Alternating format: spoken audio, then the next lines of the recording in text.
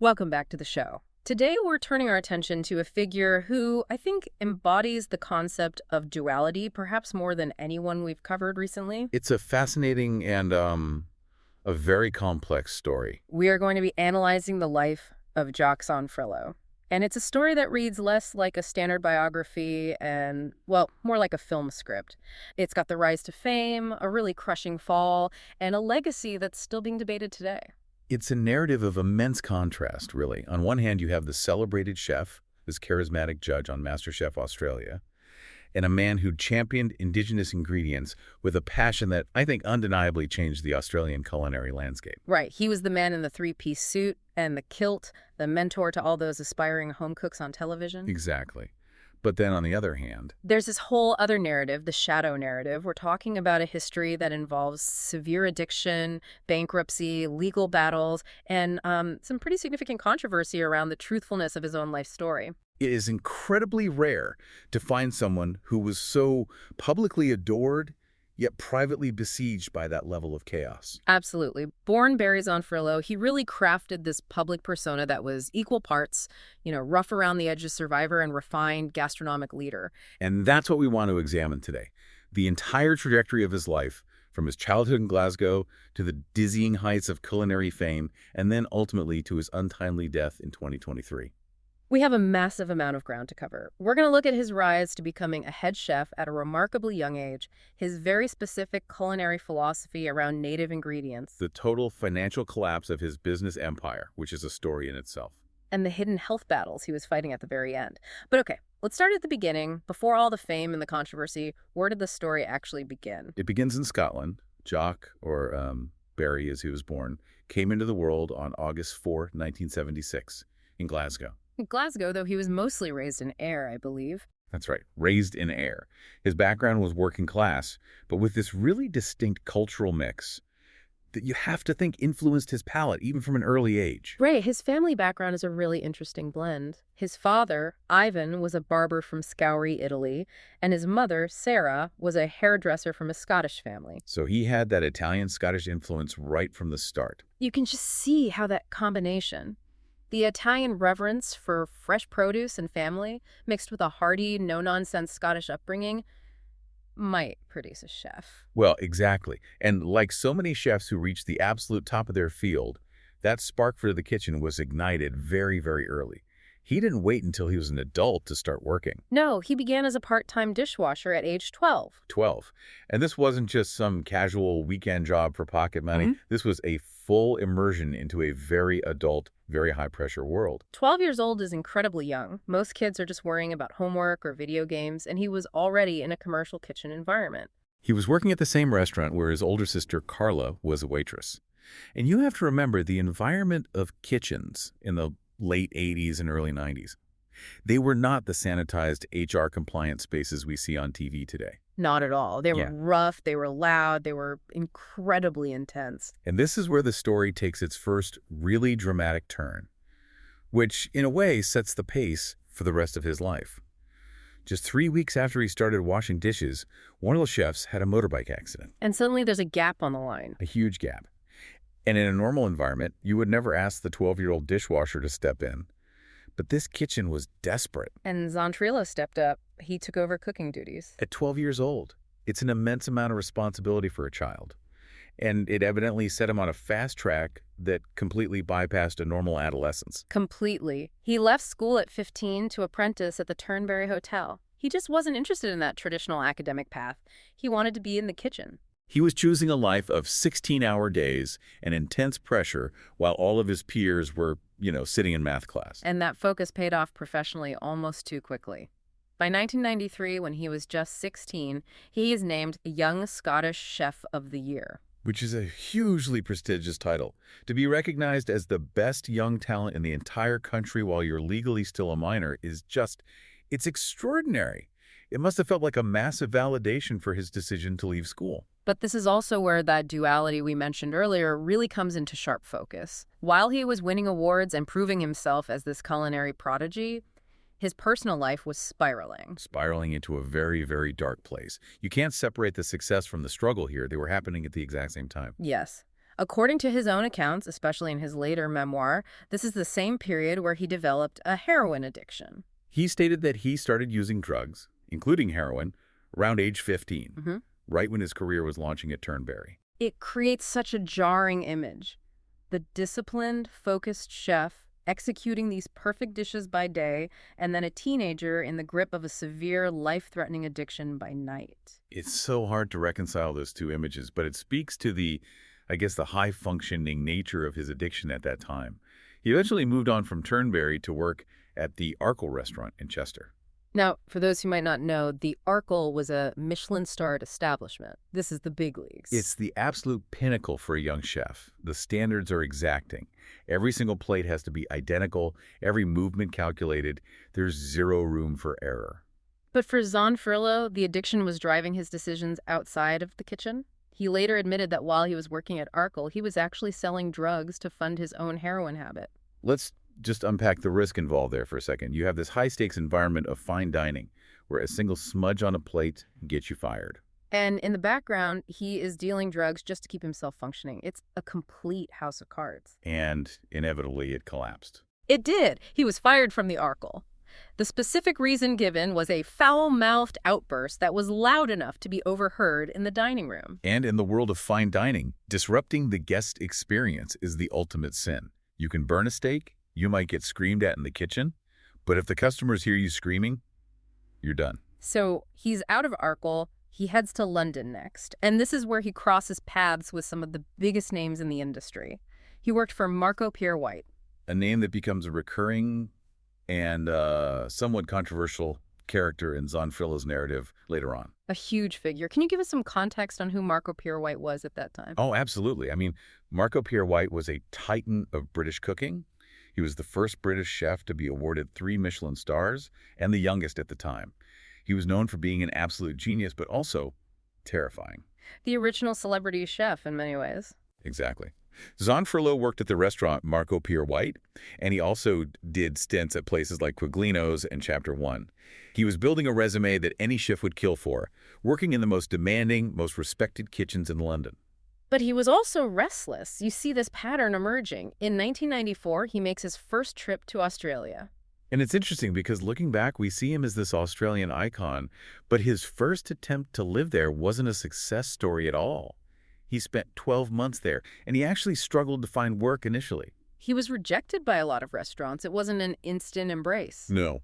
But eventually he was hired by Diet Marsoyer at a place called Restaurant 41 in Sydney. He started as a line cook, but true to form, his talent just accelerated his progress. He rose to become sous chef in just 2 months. 2 months. It just shows that when he was focused, his skill level was absolutely undeniable. Then his visa expired, and he had to return to the UK. He then worked briefly for Gordon Ramsay at Aubergine. Another massive name to have on your CV. Of course. He bounced around a bit after that, going back to Marco Pierre White at the Oak Room and Les Sèvres.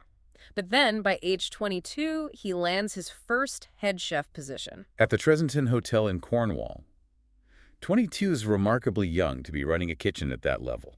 It's not just about the cooking, is it? Being a head chef means managing food costs, managing staff, designing menus, handling the pressure from the owners. It's a massive management role. It is, but the pull of Australia must have been really strong, because in 2000, he decided to immigrate permanently. And this move marked a really significant shift in his narrative, or at least the narrative he presented to the world. Right. Zonfrillo claimed that upon arriving in Sydney in 2000, he quit heroin cold turkey, just like that, and remained clean from that point on. This becomes a central part of his mythology, doesn't it? The idea of Australia as a place of rebirth and redemption. It's a major claim. Kicking a heroin addiction without any medical assistance is incredibly dangerous and physically agonizing. He positioned this move to Australia as the moment he left the old Barry behind and fully became Jock Zonfrillo. He returned to Restaurant 41, but this time he was the head chef. And this is where he really began experimenting with the style that would later define his entire career, using Australian native ingredients. However, his time at Restaurant 41 is also marked by a highly controversial and frankly disturbing incident in 2002. We really need to spend some time on this because it often gets overshadowed by his later TV fame. It does, but it gives us a clear glimpse into the volatility that was still very much present in him at the time. This is the incident involving an apprentice chef named Martin Kramer. Yes. In 2002, Zonfrillo set fire to Kramer's pans. The justification, if you can even call it that, was that the apprentice was working too slowly. It sounds like some kind of twisted kitchen prank when you say it quickly, but we need to look at the reality of what happened. He set fire to a colleague's clothing while he was wearing it. That's assault. Martin Kramer suffered burns to his hand as he was trying to put out the flames. The legal consequences were significant, but it's Zonfrillo's reaction to them that's really telling. Kramer sued him for damages. And in 2007, the court awarded Kramer damages in excess of $75,000. That's a substantial sum, reflecting the severity of what happened. But the fallout didn't end with the judgment. Zonfrillo failed to pay the damages. He just didn't pay. And that led to his first bankruptcy, correct? Yes. In May 2007, a creditor's petition from Kramer was successful, and Jock Zonfrillo was declared bankrupt. Kramer's on the record stating, "He never paid me a cent." This paints a very specific picture of how Zonfrillo handled a crisis. He used the legal mechanism of bankruptcy to shield himself from the financial penalty of his own violent actions. It suggests a pattern of behavior where consequences are evaded rather than faced head-on. He was also naturally fired from Restaurant 41 because of this incident. So now he's bankrupt, he's been fired for assaulting a staff member, and his reputation in the Sydney food scene is, well, it's in tatters. It forced him to completely rebuild from scratch. He spent some time selling kitchen equipment, doing consultancy work, jobs that keep you adjacent to the industry, but not leading it. A sort of wilderness period. He eventually moved to Adelaide and took a head chef role at the Penfolds McGill Estate restaurant in 2011. That lasted about 18 months. It feels like he was searching for a platform that he could control completely, where he could execute his own vision without compromise. And in 2013, he finally found it. Or rather, he built it himself. This brings us to the era of Orana. This is the moment where Jock Zonfrillo really transforms from a chef with a very checkered past into a culinary visionary on the world stage. November 2013 was the turning point. He opened Orana in a more casual downstairs venue called Street ADL in Adelaide. And Orana wasn't just another restaurant, it was a statement, a mission. The name itself means welcome in some Aboriginal languages, though the specific origins of the word can be quite broad. His culinary philosophy, though, was laser-focused. It was all about Australian native ingredients. At the time, this wasn't as common in fine dining as it is today. You had pioneers like Kylie Kwong or Ben Shuri at Attica doing incredible things, but Zonfrillo made it the entire identity of the restaurant. He was really pushing the envelope, trying to define what Australian cuisine actually was, distinct from European traditions. He was using ingredients like green ants, bunya nuts, and finger limes. And not just as, a little garnish on the side.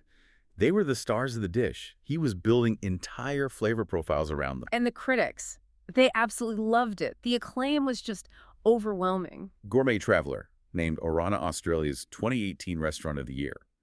The Good Food Guide gave it the same exact title for 2019. It held 3 hats in both 2019 and 2020. And for our international listeners, 3 hats is basically the Australian equivalent of 3 Michelin stars. It is the absolute ceiling. It means you aren't just serving dinner, you are dictating the culinary culture of the entire continent. He even won major international recognition. In 2018, he was awarded the Basque Culinary World Prize. Which is a huge deal in the global food scene. It's not just about how good your food tastes. It recognizes chefs who are actively trying to improve society through gastronomy. It seemed like he had finally put the chaos of his early years behind him and was channeling all that energy and talent for good. To further that mission of Indigenous recognition, he also established the Orana Foundation in 2016. The stated goal of the foundation was to preserve historical cooking techniques and ingredients of Indigenous Australians. So this wasn't just about cooking nice food. It was about research, preservation, and giving back. They partnered with the University of Adelaide to create this massive database. What did that actually look like in practice? It was a hugely ambitious academic project. They set out to create a database of, I think it was 1,443 Aboriginal food plants. Wow. Yeah. It included their nutritional profiles, taste, flavor notes, optimal preparation methods. The idea was to catalog this ancient knowledge before it was lost, and also to investigate the commercial viability of these plants to benefit Indigenous communities directly. So on the one hand, he's building this incredible academic resource, but even this philanthropic venture wasn't without conflict. No. There's always a tension when a non-Indigenous chef becomes the face of Indigenous ingredients. And in 2020, the Australian newspaper published a series of articles raising questions about the management of the foundation. Specifically about where the money was going. Exactly. But Zonfrillo didn't take that lying down. He sued for defamation in the federal court. And it's important to note the outcome here. He won that battle, or rather, it was settled with a vindication for him. The publisher issued an apology to Zonfrillo. It did, but it just underscores that even his greatest successes were often accompanied by these intense legal battles and media scrutiny. It was never smooth sailing. So on the surface, around 2018-2019, he's winning every award imaginable. He's successfully defending his reputation in court. He's being celebrated as a true visionary. But underneath all of that, the business side of things was starting to crack again. We see a repetition of that financial instability that plagued his earlier years. The expansion attempts were where the cracks really started to show. He tried a few different concepts in Adelaide, didn't he? He did. There was Nana Malazzi, which was a fixed food truck serving Italian food, sort of honoring his father's heritage. That ran from 2016 to 2017. Then he opened a bar called Malazzi in 2018. And that bar did not last long at all. No. It closed in July 2019, and the report showed it posted losses of over $140,000 in the short time it was even open. He also replaced Street ADL with a new concept, Bistro Blackwood. And that closed in late 2019 as well. These are all warning signs. If all your satellite businesses are failing, it puts an immense, almost unbearable amount of pressure on the flagship restaurant. And then came the big one, the collapse of Orana. This is the part of the story that really confuses people because at this exact same time, on TV, he was the absolute height of his powers. The timing is incredible. Orana closed its doors in March 2020. Now, initially this was framed around the COVID-19 pandemic, which was, of course, shutting down hospitality globally. But the financial problems ran much, much deeper than the virus. Much deeper. By October of that year, the companies operating the restaurants entered voluntary administration. Now, for anyone not familiar with the term, voluntary administration is when an insolvent company is placed in the hands of an independent person who assesses all the options. It's essentially an admission that you cannot pay your debts. And the debts here were just staggering. What kind of numbers are we talking about? The administrator's reports revealed debts amounting to approximately $3.2 million. $3.2 million. And we're talking about money owed to the Australian tax office, to suppliers, the farmers and producers who provided the ingredients, and crucially, to employees for their unpaid wages and entitlements. The administrators were looking into some very serious issues as well. Yes, potential insolvent trading, which means continuing to do business when you know you can't pay your bills, as well as things like unfair preferences and potential breaches of director duties. It's just a colossal fall from grace. From Restaurant of the Year to voluntary administration with millions in debt in barely 2 years. And the personal cost was high, too. He was forced to sell his family home in the Adelaide Hills. But it was the optics of the situation that really angered people. It creates this cognitive dissonance, doesn't it? You have staff who haven't been paid, suppliers who are completely out of pocket. And at the same time, Zonfrillo is launching a new venture. In July 2021, while all this is unfolding, he starts a brand called Came, selling worry beads. These were bracelets, right, featuring little skulls selling for up to $500 each. Exactly. And that really, really rubbed people the wrong way. It fueled this narrative that Jock was living in a completely different reality than the people he owed money to. It brings us right back to that duality. The charismatic artist versus the disastrous businessman. Yet while his restaurant empire was collapsing in Adelaide, his television career was skyrocketing. That is the ultimate irony of this whole period. As his business empire was crumbling, he was becoming one of the most famous faces in Australia. He'd done some TV before, small shows like Nomad Chef on the Discovery Channel and Restaurant Revolution. But the big break was MasterChef Australia, which is an absolute juggernaut. Being a judge on that show is one of the highest profile gigs you can possibly get in the country. He had appeared as a guest chef a few times. But in October 2019, following the very public departure of the original trio of judges, he was announced as a new judge. Alongside Andy Allen and Melissa Leong, this was a massive, massive gig. It put him in living rooms across the nation every single night. And he was good at it. He was the knowledgeable, stern, but ultimately encouraging mentor. He also judged Junior MasterChef Australia in 2020. He was everywhere. And naturally, with that level of fame comes the memoir deal. This is where the narrative he had so carefully constructed about his life faced its biggest public test. Simon & Schuster published his memoir, titled Last Shot, in 2021. The book detailed his life, his addiction, the Arkell years, his journey to Australia. It was marketed as this raw, brutally honest account of redemption. But just like the Foundation, the book attracted intense scrutiny. Journalists started fact-checking his anecdotes. The Sydney Morning Herald in particular really questioned the veracity of his stories. They disputed claims he made about visiting hundreds of Indigenous communities and some of the more dramatic details surrounding his drug use. The timeline didn't always line up with the facts. But the most damaging rebuttal came from Marco Pierre White. Yes. Remember, in the book, Zonfrillo describes White as this pivotal father figure, someone who literally saved his life. He paints a very specific picture of their relationship. He does. But when journalists asked Marco Pierre White about the book, his response was just brutal. He stated, and I'm quoting here, "Almost everything he has written about me is untrue." That is a devastating quote from someone you claim is your mentor and savior. It just casts a huge shadow over the entire book. It really does. If the foundational relationship of your career is being called a fabrication by the other person involved, what does that say about the rest of the story? The publisher stood by the book, but their defense was very interesting, legally speaking. It was. They described it as a historical account written from the personal knowledge of the subject. Which is very specific phrasing. It essentially says this is how he remembers it, which acknowledges that his memory might not align with objective facts or other people's recollections. It leaves you with the question of whether he was consciously lying or if he had perhaps told these stories so many times over the years that he genuinely believed them himself. We often see this with charismatic figures.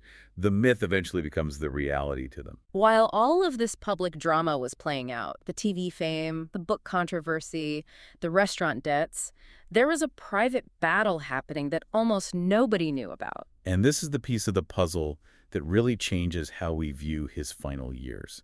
It adds another layer of tragedy to the whole thing. This is perhaps the most tragic aspect of the entire story. While he was filming MasterChef, dealing with the media, and launching his worry beads, Jock Zonfrillo was battling bowel cancer. He was diagnosed in 2021. He kept it completely private. Only his innermost circle knew. He didn't want the public sympathy, or perhaps he didn't want to jeopardize his lucrative TV contracts. The reports that came out after his death indicated he was receiving treatment, chemotherapy, and radiation whenever he wasn't filming.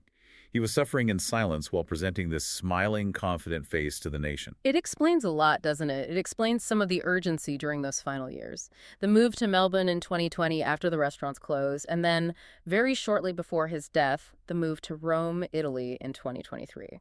It feels like he was trying to pack a lifetime of experiences into whatever time he had left. It also reframes some of the financial decisions. If you know you're running out of time, perhaps your tolerance for risk changes completely. Maybe he was just desperately trying to secure a future for his family. And he had quite a large family structure. Yes. 4 children in total, 2 older daughters from previous marriages, and then a son and a daughter with his third wife, Lauren Freed. He met Lauren on Twitter in 2014, and they married in 2017. Their son, Alfie, had a very difficult start to life. He was born 2 months premature, I believe. He weighed only 1.2 kilograms. Dealing with a premature infant is incredibly stressful for any parent, and he was navigating that while running Orana at its peak and dealing with his own rising fame. The pressure must have been immense. It was a pressure cooker. And then we come to May 1st, 2023, the news that just shocked everyone in Australia and the food world globally. Jock Zonfrillo was found dead in a hotel room at Zagame's house in Melbourne. He was only 46 years old. The circumstances were initially very confusing to the public. He had just moved his family to Rome, but he was back in Melbourne alone to promote the new season of MasterChef. That's right. His wife and children were still in Italy. When she couldn't reach him, she became concerned, and that's when police were called to do a welfare check. And the police deemed the death not suspicious. It was a natural, albeit sudden and tragic end, but the timing was just incredibly poignant. The 15th season of MasterChef Australia was scheduled to premiere that very day. The network was put in an impossible position. They, of course, postponed the premiere by a week out of respect. When they did air it, it was with the blessing of his family. They also aired a special, very moving tribute on the news program, The Sunday Project. His funeral was held in Sydney. It was attended by about 200 people, including the who's who of the Australian culinary and entertainment world. Chefs like George Calumburris and Manu Fieldell, rock star Jimmy Barnes was there. It was a moment where the entire industry just had to stop and process the loss of someone who had been such a loud, vibrant, and incredibly complicated presence for so long. When you look at the entirety of his life, it is just defined by those extreme highs and lows. There is almost no middle ground with Jock Zonfrillo. None. He went from being a homeless heroin addict in the UK to a celebrated gastronomic leader in Australia. He went from setting fire to an apprentice's pants to creating a database to preserve Indigenous culture. It's a legacy of completely unresolved contradictions. You can't talk about his brilliance without also talking about the wreckage he sometimes left behind. You have the financial ruins of Orana and the unpaid staff sitting right there next to the international awards, and the genuine public adoration he received as a TV host. But he did contribute significantly to the conversation around Australian cuisine. He forced a spotlight onto ingredients that had been ignored by white Australia for far too long. That impact is real and lasting, regardless of the chaos that surrounded his business dealings. And perhaps that is the central point here.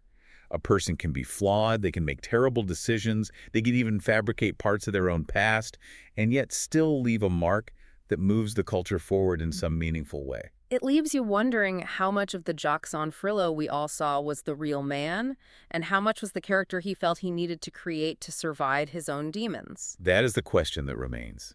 A complex life cut far too short, leaving behind an equally complicated legacy. We've looked at the rise, the fall, the fame, and the secrets. It's a lot to process. It certainly is. Thanks for listening.